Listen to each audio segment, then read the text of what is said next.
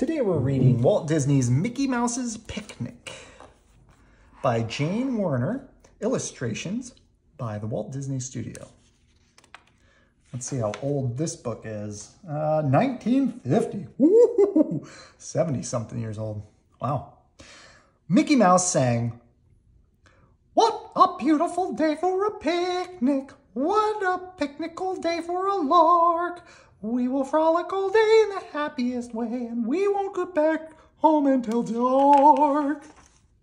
Mickey was feeling very happy as he skipped up the walk to Minnie Mouse's house. "Ready, Minnie?" he called. Pluto and Goofy and Daisy Duck and Clarabelle Cow were waiting in Mickey's car. "Ready," smiled Minnie. Mickey peeked inside the lunch basket. Minnie had packed peanut butter and jelly sandwiches, and cold meat sandwiches, and deviled eggs, and potato salad, radishes and onions, and pink lemonade, and a great big chocolate cake. "Oh, let's go," said Mickey, and he picked up the basket and led Minnie out to the car. "It seems strange to start off on a picnic without Donald Duck," said Mickey as they drove away. "Yes, but there is always trouble when Donald's along," said the others. "Oh, that's kind of mean."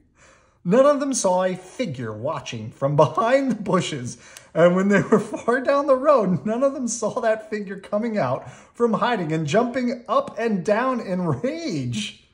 Oh my. "What a beautiful day for a picnic! What a picnical day for a lark!" everyone sang as Mickey Mouse drove merrily down the road to the picnic grounds. And it did start out to be a perfect day. First, they went for a walk along the riverbank. They found a grassy spot beneath a tall shade tree, and they left Minnie's lunch basket there. Then, everyone went swimming in the old swimming hole. And how good that fresh, cool water felt. They swam and floated and played around and had a wonderful time. "Oh, I'm hungry enough to eat that whole basket full of lunch myself," Mickey said after a while. "We'll see that you don't, Mickey Mouse," Minnie laughed. "But it is time to eat, I guess." So they all scrambled out of the water and hurried off to dress. "Say," Goofy cried, "look at this, will ya?" Goofy was holding up his pants. The legs were all tied into knots. So were his shirt sleeves. And Mickey's were too. "Well, I never," said Clarabelle Cow. "Some mischief maker must be around," Mickey said with a shake of his head. But Minnie had a worse thought than that. "Lunch! Oh, the lunch!" she cried, and she ran up the bank to the shade of that big old tree. The lunch basket was gone. "Oh!" groaned everyone. "Not the lunch!" "Hurry into your clothes, everybody," Mickey cried. "We'll soon find out about this." They struggled to undo the knots in their clothes. Then they dressed in a flash and were off on the hunt. All through the woods they hunted, under every bush and trailing vine, but not a sign of that lunch basket did they see. At last they came out on the road again, near where they had left Mickey's car. They were hot and tired and hungry and cross. Cross is another word for angry. And it was then that they met Donald Duck, walking along the road all by himself. He had a fishing pole over one shoulder and a bundle hung from the end of the fishing pole. Donald was whistling as he walked along and looked very pleased with himself. "Well, hello, hello, hello," he cried. "Imagine meeting you folks out here. I just came for some fishing myself. Got tired of spending a lonely day at home." "Oh, yes," said Mickey. He felt bad because they'd left Donald behind. "Where are you folks going?" Donald asked. We are hunting for our lunch, Mickey said. For lunch, said Donald. Why, I have enough for us all in my bundle here. I will be glad to share it with my friends. Now everyone felt guilty, but they were hungry, so they said thank you. They would like to eat with Donald.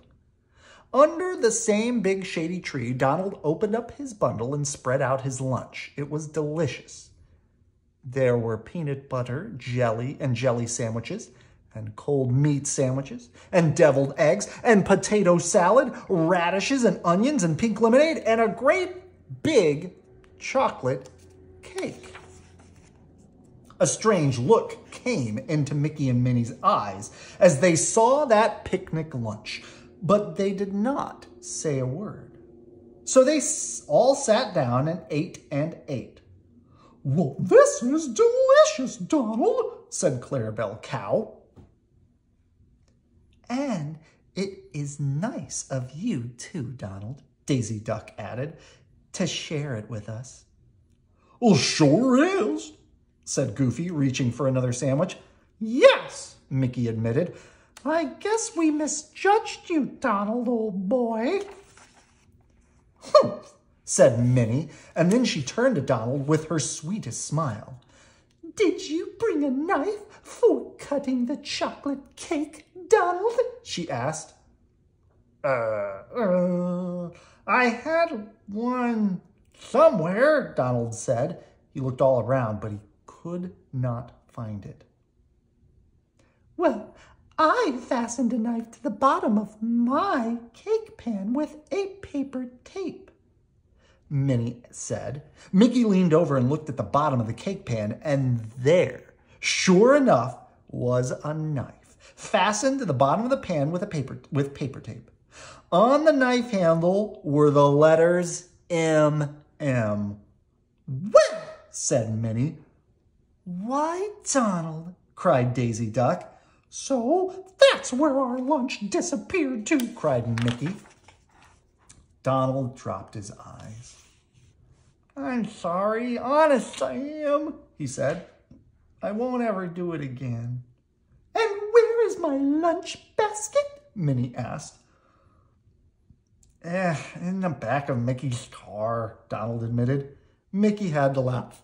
Oh, well, he said as he cut the cake, we've all learned a lesson. I think Donald won't snatch any lunch baskets soon, and we know it's better to bring Donald on a picnic. Everyone had to laugh, and they all piled back into Mickey's car, and they made room for Donald to sit in the empty lunch basket. Then away they went towards town, singing merrily. We will frolic all day in the happiest way, and we won't get back home until dark.